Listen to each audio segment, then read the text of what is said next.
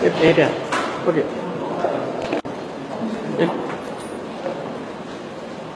Later.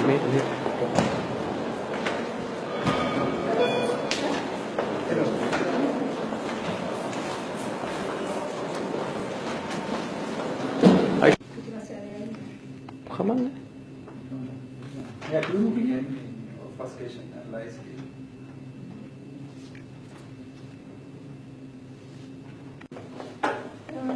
Sorry, once more.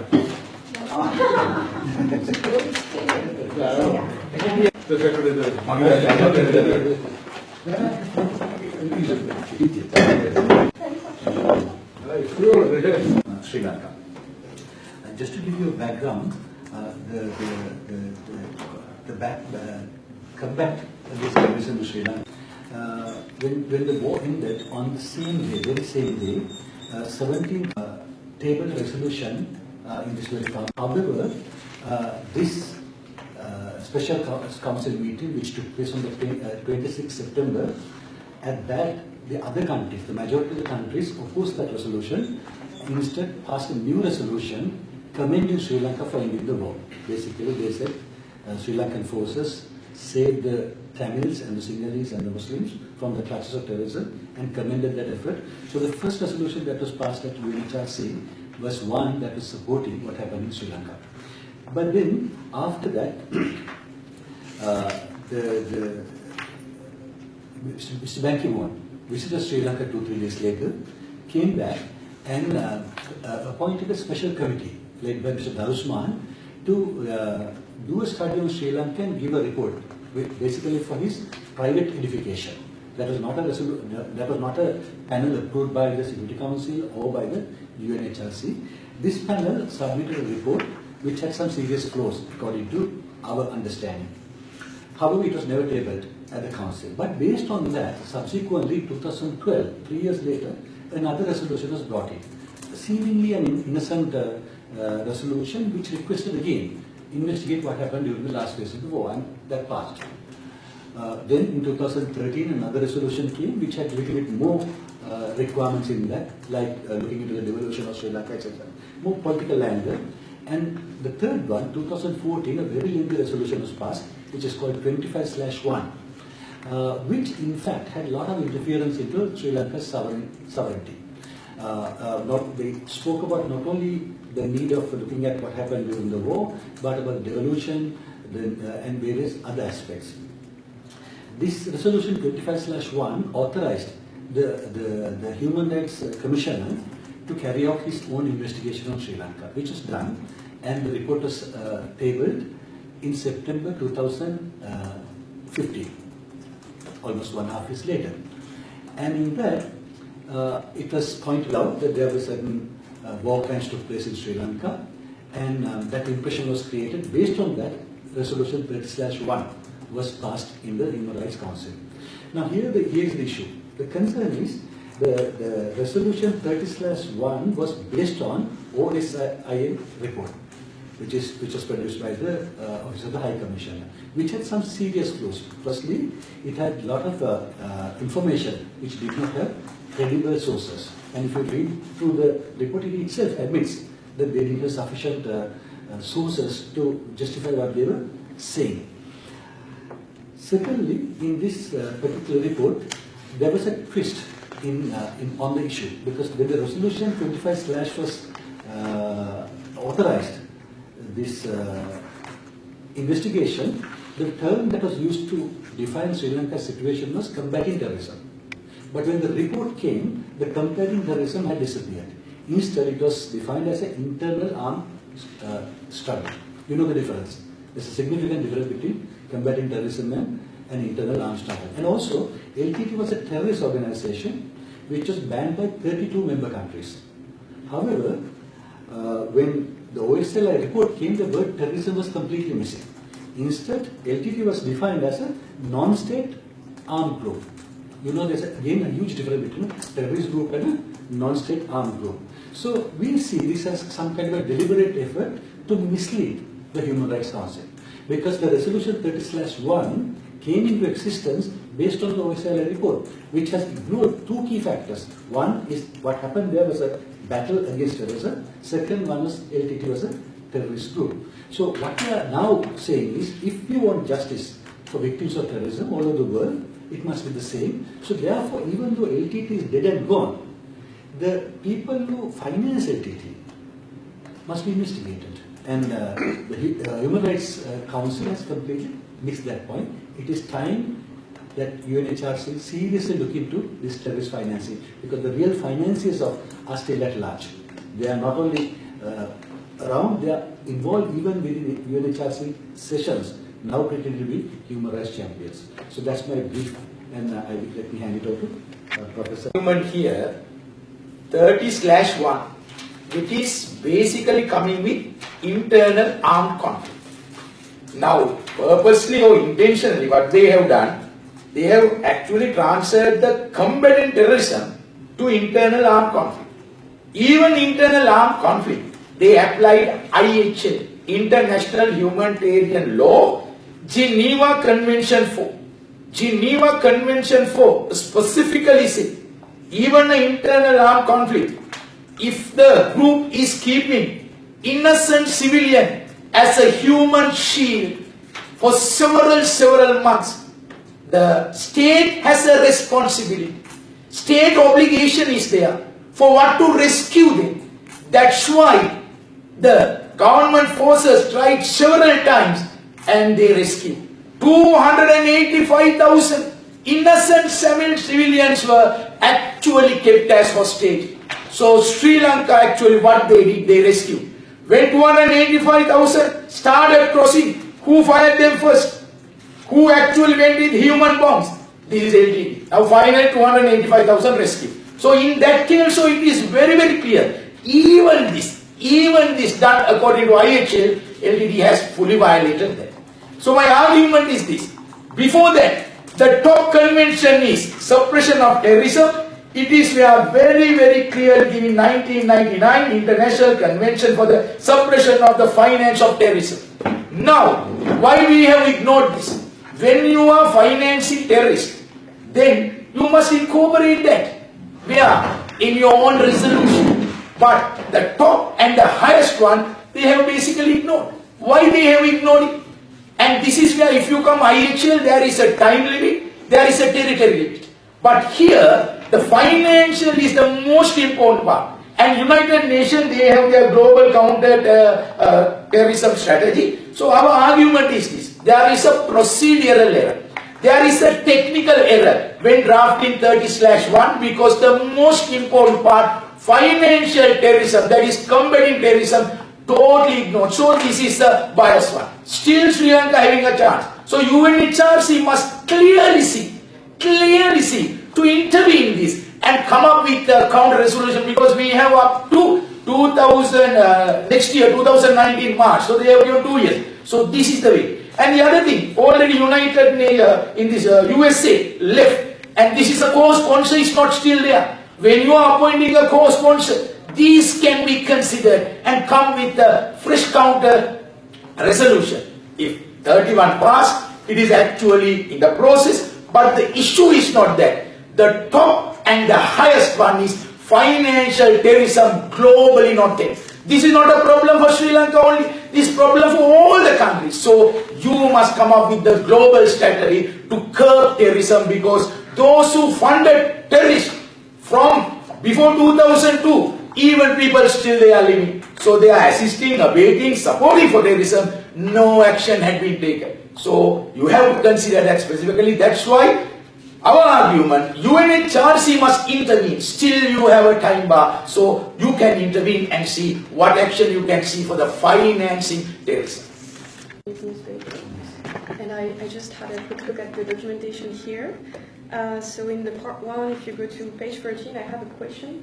Because you say in the documentation that they seem that some Western countries continue to try to use the UN machinery to build a case against Sri Lanka. So basically my question is, can you elaborate a little bit on that, and can you name those countries, and what are they trying to achieve through that, according to you? Thank you. See, LTT had a huge financial network around the world. When the war ended, they were generating something like $400 million a year. And that was used for arms procurement. When the war ended, the funding kept coming because they had a huge network, some legal businesses, some illegal businesses, and also extortion of money from Tamil diaspora all over the world. So money kept coming. And few individuals who were in the original international network survived. It was only the people who were in the military people who were in Sri Lanka died. So these people could use that money to lobby politicians, lobby organizations, lobby international institutions, and that's a huge amount of money that they could spare for this purpose. So we believe that is what, perhaps, I use the word perhaps, influence some of the politicians in the Western countries to talk on behalf of LTT even after LTT was defeated. That is why the very same day the war was ended, 17 countries want to bring a resolution talking about investigation. Our question is this: the war was there for 30 years. Thousands of people were killed. Thousands of civilians were killed in the most brutal manner. This is the terrorist organization which introduced suicide bombers to the world. This is the terrorist organization, the only terrorist organization in the world, which killed 2 world leaders, 2 national leaders. And nobody spoke about human rights at that time. No country came, no senior person visited. Suddenly, when LTT was defeated, suddenly interest on Sri Lanka. So that is questionable. Then, as I mentioned earlier, the first resolution that was passed in this esteemed council was in favor of Sri Lanka. They commended Sri Lanka for ending the war. Yet, Sri Lanka was not left alone. The process continued, looking for a reason, looking for an excuse. And they got a report, which is called Darusman report, which had so many flaws. For example, a classic example I'll give you, in that it says 40,000 civilians died during the last phase of the war. That is impossible, because even United Nations representatives there in 2009 have written that the maximum civil deaths during the war would have been something like 2,000 to 3,000. Our census and statistics confirm that. American embassy at that time had written, it is available in WikiLeaks, that it is around 2,000 to 3,000. Suddenly this number has gone up to 40,000. From where did they get that number? They got it from a media channel called Channel 4. But Channel 4 carries a document saying 40,000 people died, and it goes into a UN document. And when the final investigation, proper investigation was done, OISL report, that carries the same number, which is impossible. So that is why we say there's some kind of conspiracy. Why was this combating terrorism term removed, which was originally there in the 25 resolution? You're authorized to investigate a situation of combating terrorism, but when the report comes, it suddenly becomes internal armed struggle. How come terrorists become non-state armed group? So there was a manipulation. We clearly see the manipulation. We don't know who's behind, but we can think. That is because the ability of lobbying by the Tamil extreme LTT Tamil diaspora who was supporting the ILA. Another thing I want to clarify very clearly, 2 things I want to mention here. We as Sri Lankans, we have nothing against Tamils. Tamils have lived in Sri Lanka for a very long period. Sinhalese even longer. Then the Muslims, the Malays, Burghers. Anybody who is living in Sri Lanka, a citizen has the same rights. They can live anywhere. There's no discrimination. So our problem is with terrorists. There's a small group of terrorists from within the Tamil community who brutalized the country for 30 years.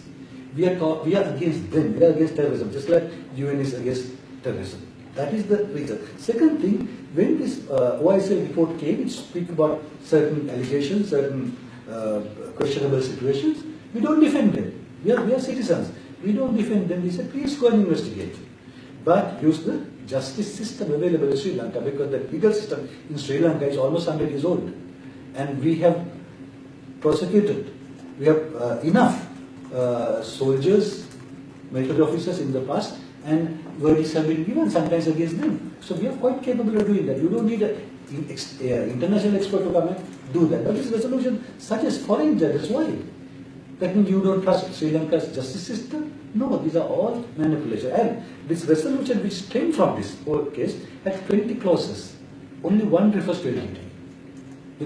All others refers to one, whatever they say, committed by Sri Lankan armed forces, and more than that on political issues. They talk about devolution. What has devolution got to do with humanitarian law? That is all because it is a political memory. People who wanted a separate state within Sri Lanka couldn't get it through an armed struggle. Now they are using money left with them to do that through other means.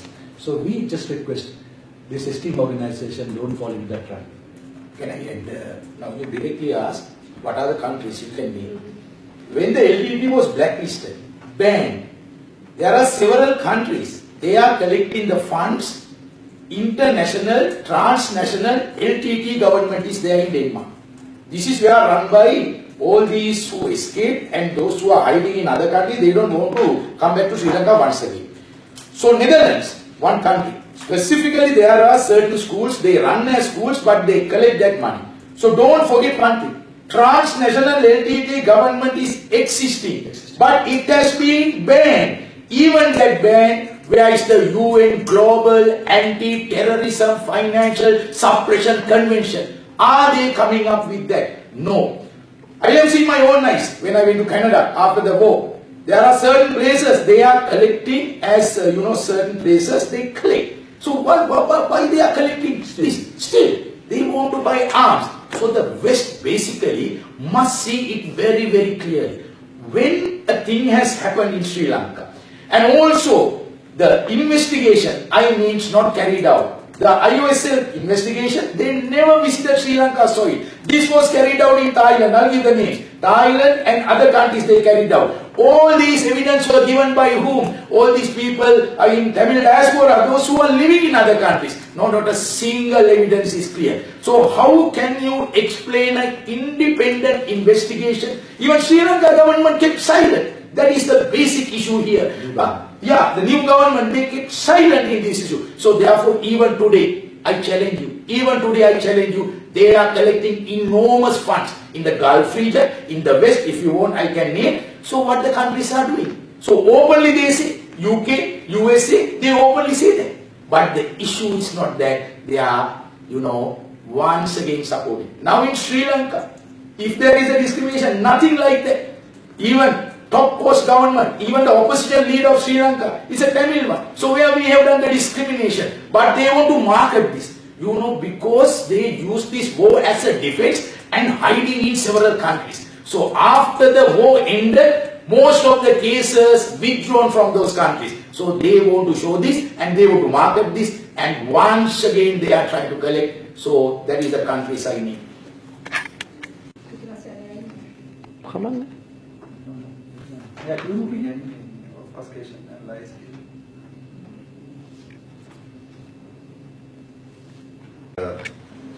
Thank you for your speech.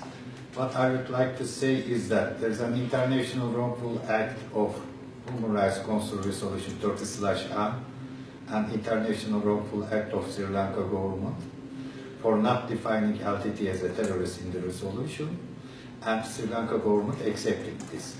And when there are crimes against humanity as written in the OSCE report, I can say that I will come to the details, but the thing is that Sri Lanka government can go to United Nations Security Council against Human Rights Council 30/1 as a threat toward peace and security, and there is a dispute between Sri Lanka government and the United Nations Human Rights Council Resolution 30/1, and Sri Lanka government can go to International Court of Justice for a binding decision against Human Rights Council Resolution 30/1.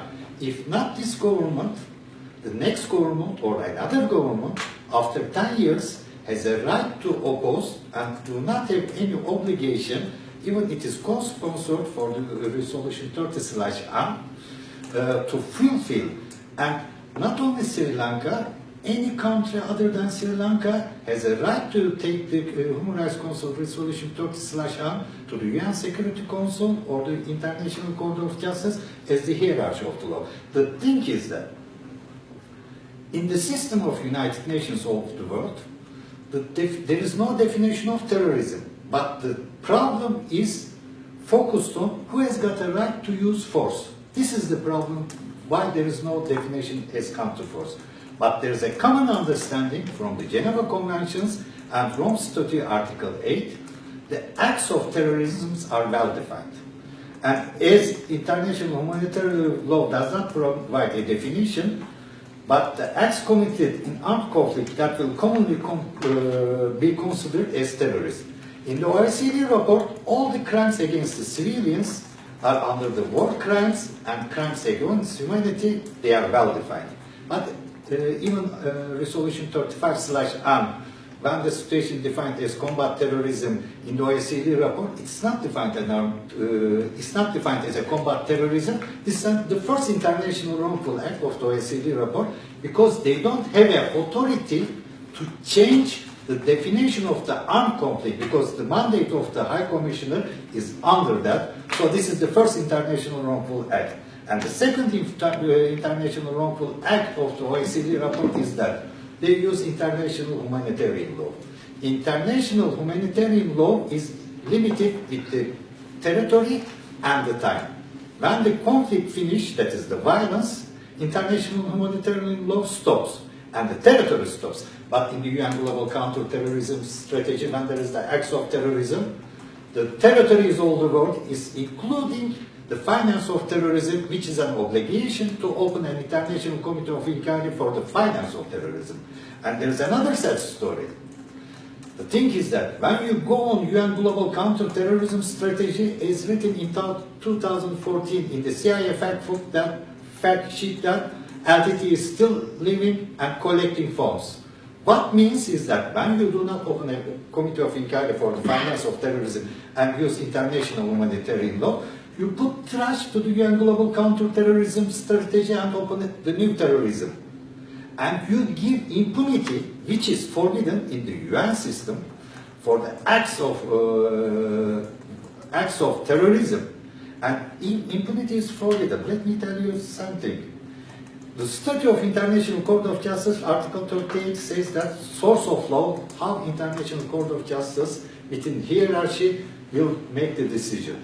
And this is the same point for the Human Rights Council 2006 mandate. And they are under the obligation to use the UN global system. And I will return a decision of UN Security Council, Resolution 1315 of 2000 on Sierra Leone. And it's an obligation to end impunity. For whom?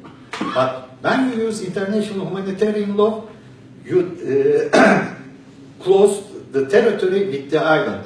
And you leave outside perpetrators of the financing of terrorism, which is a crime and which is a threat to world peace and security. Two things happen.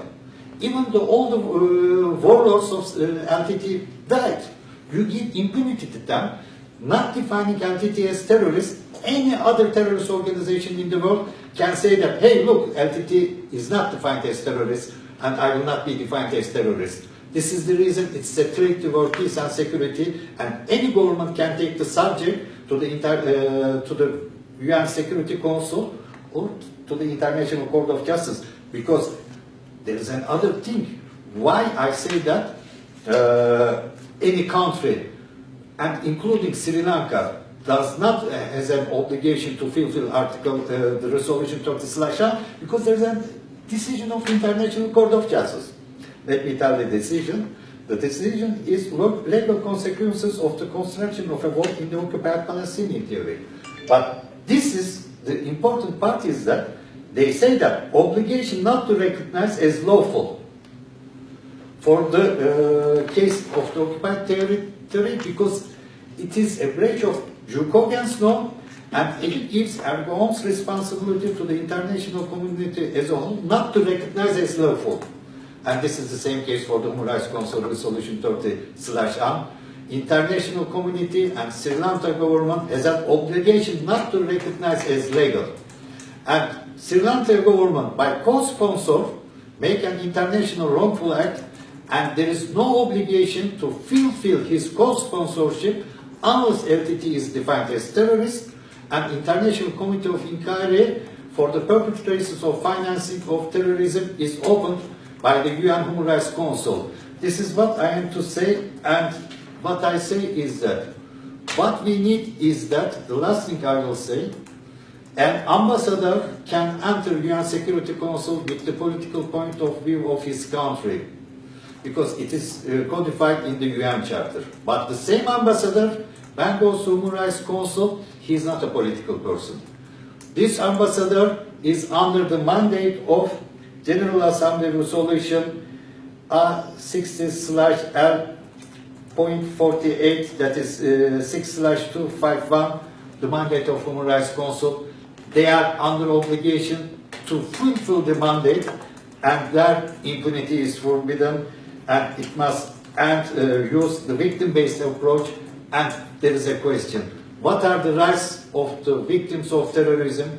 Who will search for the justice for the victims of terrorism that Human Rights Council Resolution 30/1 has given? So, last words I will say again. Human Rights Council Resolution 30/1 is a threat to world peace and security.